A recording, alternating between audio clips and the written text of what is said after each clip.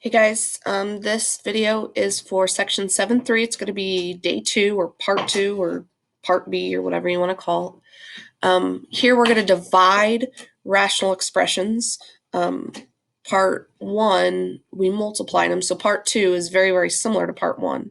What you need to remember is that when you divide by a fraction, guys, it's the same thing as multiplying by its reciprocal.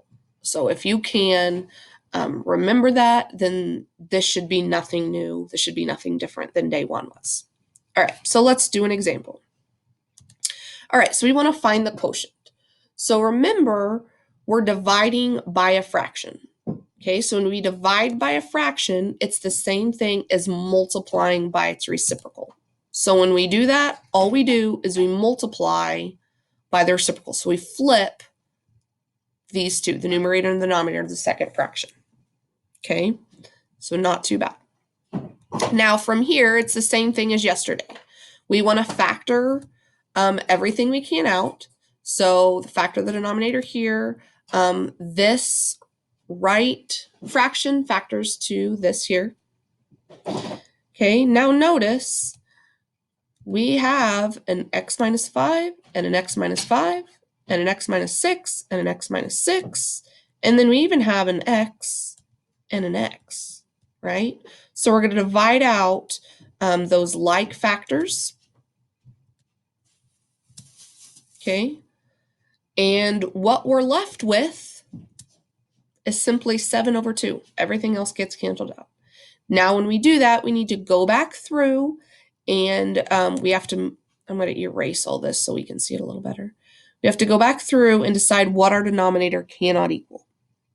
Okay, so if I look at this x minus 5 here, our denominator can't equal 5. Because if we put a 5 in, we'd have a denominator that's 0. Okay, over here, just x by itself, well, x cannot equal 0. And then the x minus 6, our x cannot equal 6. So that's it. Like I said, really nothing new from what we did yesterday. All right, let's do one here. When we do this, remember, when we have just a number here, this is the same thing as over 1. Okay, so 6, ooh, that was weird.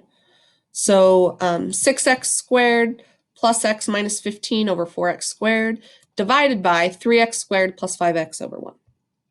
Okay, now when we divide by a fraction, remember it's the same thing as multiplying by the reciprocal. So we keep the first fraction the same, and then the second fraction we flip. The denominator is now the numerator, and then the numerator is now the denominator. Okay, and then it's just back to day 1. We're going to factor this out. So if we factor the first term, this is what we get.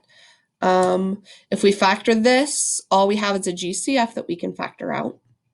Guys, coming back to here, 2 numbers that multiply to a times c and add to b, but since our coefficient of our leading variable is not 1, that's when you have to use what I use is the box method or whatever method you do it, but you can't just plug those 2 numbers in.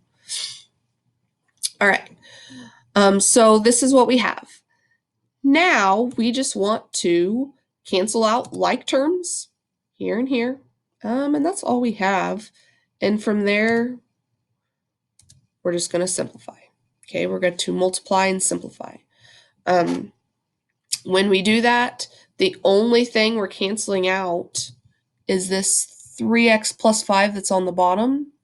Okay, and if you plug, or if you make, maybe I should do it this way. You have to ask yourself, when is 3x plus 5 equal to 0? Because when 3x plus 5 is equal to 0, then you're going to multiply this by whatever number, and you're going to get a 0 in the denominator of a fraction.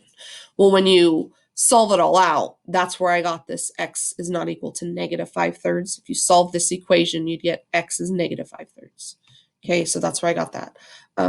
Also, we know that x is not equal to 0. However, Big Ideas assumes that the world knows that, which they don't, so they exclude that from their answer, but it really should be there.